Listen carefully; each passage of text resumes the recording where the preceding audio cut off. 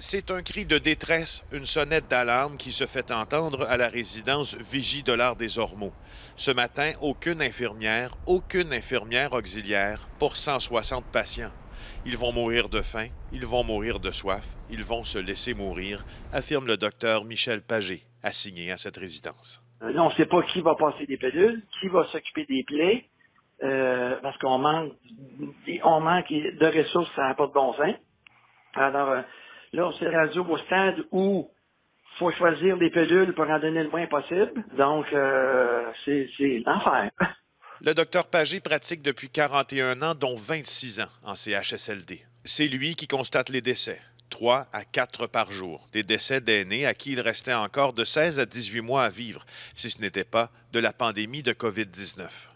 Bien, c'est à peu près ça, là, dans ce sens que moi, je pensais pas qu'au Québec, qu'un jour, on manquerait de façon flagrante des infirmières, des auxiliaires, des médecins, des gens pour aider. On peut pas laisser les gens sans nourriture, sans eau, sans les changer, sans les laver, sans faire le minimum.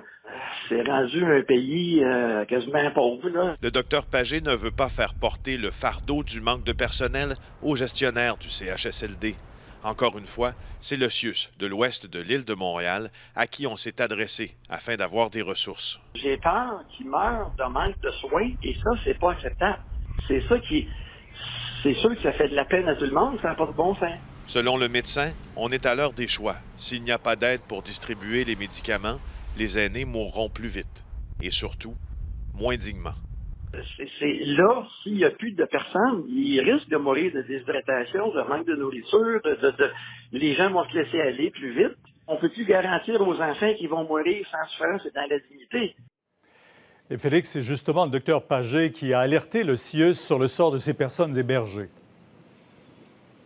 Oui, ça aura pris effectivement l'intervention du docteur Pagé pour que, selon nos sources, des employés du CIUS de l'ouest de l'île, finalement, se mobilisent et viennent prendre en charge, nous dit-on, une grande partie des opérations de la résidence Vigie de l'Art des Ormeaux. Alors, c'est en train de se faire. On voit un peu plus de va-et-vient présent. Merci, Félix.